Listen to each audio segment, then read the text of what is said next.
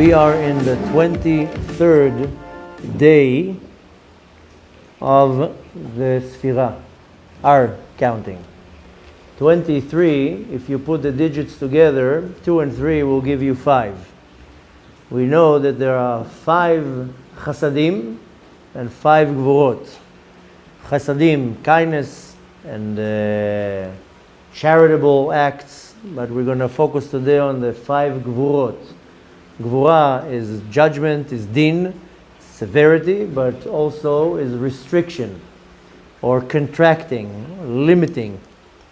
Now, we want to focus a lot on how to refine ourselves. And in order for me to refine myself, I need to know when to press on the brakes. Because most of the times, I cross lines. That's all of us. Now, yesterday I explained that there's good midot and there's bad midot. The midah is called attribute or characteristics. Let's focus on the word in Hebrew, midah. Midah in Hebrew is also a measurement. Measurement can be big, small, medium, kilometer, a meter, whatever it is. The reason why it's called a midah, measurement, because with any attribute that you have control how much of it you apply, both to the good and to the bad. So if I am very charitable, Baal Chesed, then it has to be with some type of restriction. If not, I'm all day long going to write checks. And that's, that won't be good. Where do you see how Chesed and Gvura, kindness and judgment will come into effect? Is you have a flower, you want to water the flower. And by you watering the flower, you're doing an act of kindness. You're giving water, you're giving life, you're nourishing the flower, the tree, whatever it is. But when does that's chesed, giving. But when does the gvura come in? Is stopping the water. Because if I'm not going to stop the water, I'm going to kill the little flower if I'm going to flood it with water. So the gvura, the restriction is stopping me for how much water do I give? How much chesed do I give? This will work both for the positive and for the negative. I just need to know, I call it when to press the brakes. It's very easy to press the gas. You go flying. But you also need to know when to press the brakes. When it comes for me to refine my characteristics, my midot, then yesterday I told you to make a list with the good ones and the bad ones. We're not going to now go and start analyzing that. I want to more focus on, I need to know when to pull the reins, when I'm letting go and when I'm holding back, both for the good and for the bad. If I don't know how to do it, I will never be able to control myself. I will never be able to refine myself because I don't have control over my impulses, over my thoughts, my actions, my speech, and my behavior. Therefore, I need to know how to measure the midot. I know it doesn't sound good in English, but I need to know how to apply the measurement. How much am I applying here? A lot, a little? How much am I restricting and how much I'm getting out? So when it comes to Tikkun HaMidot, in order for me to focus on what I need to do, first, of course, I need to recognize where am I too much and to know to restrict it. If I'm too kind and so forth. And it also will be in the negative way. I can be judgmental. Judgmental can be used in a very positive way. I'm going into a business transaction. I need to be judgmental. Is that a good partner? Is this a good business deal? But I have to be knowing how to restrict it. And I'm not going to give no example for every midah that we have because all the midot that Hashem gave us are essentially good. The problem is that many of them used to be bad because one can ask, why did Hashem create anger? Wouldn't it be better if there wouldn't be anger? Then I would never get upset. But Hashem created anger so I can be angry at the Yetzer Hara when he bothers me. The same way that you get angry at somebody, get angry at the Yetzer Hara. And Hashem gave me the midah of jealousy. What's good with jealousy? There's nothing good about it. So our sages say, קנאת סופרים תרבה חוכמה. When you're jealous of a great sage, of a great תלמיד חכם, then it will cause you to try to be like him. And you can go like this for every bad midah. Why Hashem created it? Why? Because to apply it into something positive. Today I don't want you necessarily to focus on how you apply it to something positive. Because by the way, you can apply good midot to something negative. How is that? Now let's say a terrorist comes and he starts shooting and you jump on him, put him down to the ground. What do you do with him? Do you take him to the hospital and treat him nice because he has some wounds? After all, you are full of kindness and love. Let's take him to the hospital and give him a nice treatment.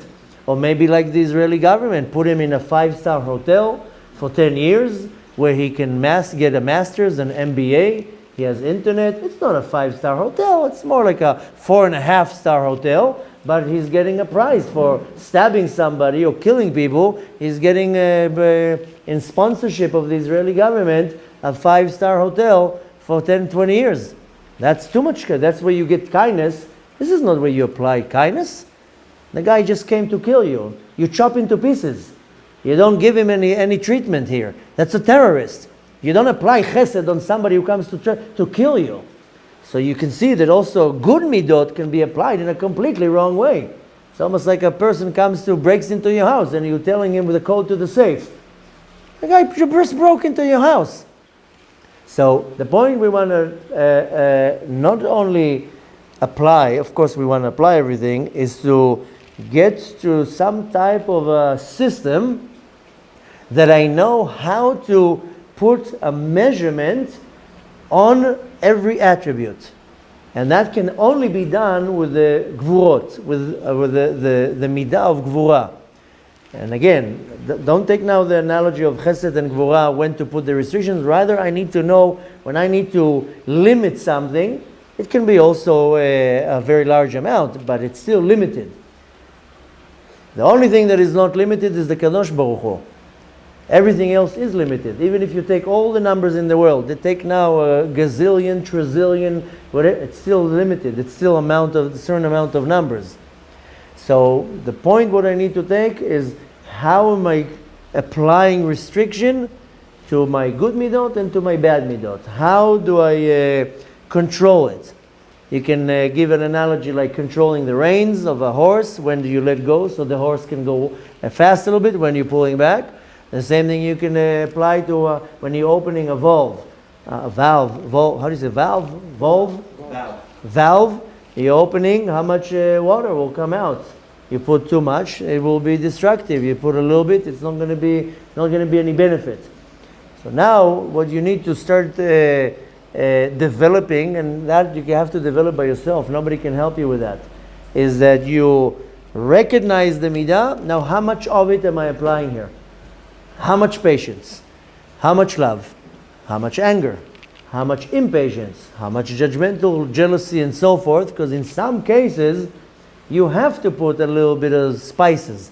You have to put a little bit of even of the negative midah. You know that a lot of the cures or medicines that applied in medicine are poisons. But if it's done in a very small amount, then it actually helps. How do you cure a person that got bitten by a snake? You need to take the venom of the snake and inject it into the individual that got bitten by the snake. So in many times in medicine, not exactly, of course. Yeah, I'm just giving the idea, not start getting into the technical and the biological part here. Like a homeopathy, homeopathy. But the point is that sometimes you need some of the negative in order to do good. Here, the exercise is how much of what. Because I can also apply anger when I want to educate my kids.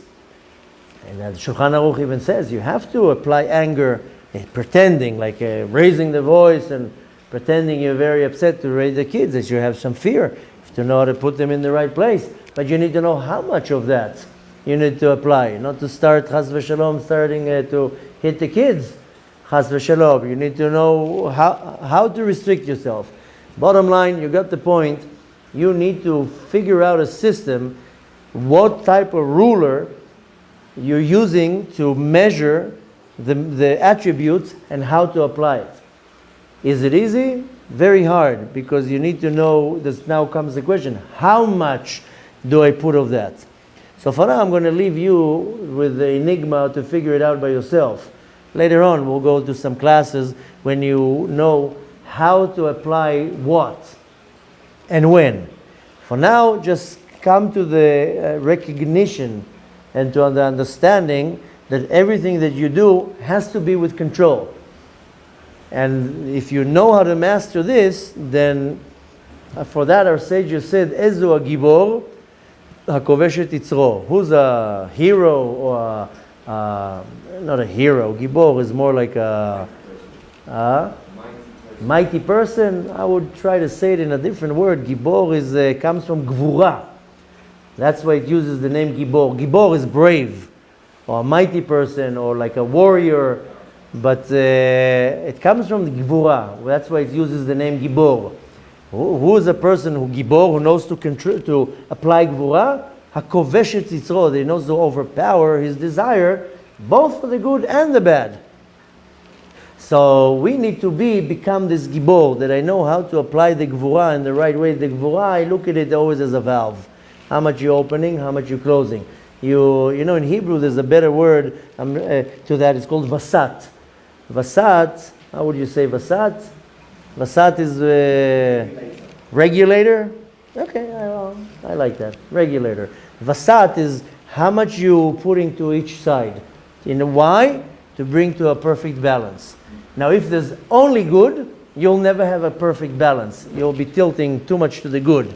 Has to have some bad or negative. Why? To bring you to a balance. Now you just need to know how to apply the good and the bad. I'm calling it good and bad. Essentially everything is good. Of course, when it goes out of control, it's negative and bad. The whole point, if you want to narrow it down to one term, is balance. Izun. We need to know how to le'azen et hamidot. When you balance, you're straight, you're not tilting to any of the sides, and then of course it's much easier, because when you balance, you're focused. When you're focused, you're productive. When you're productive, you hit the target. And when you hit the target, you fulfill your mission in this world.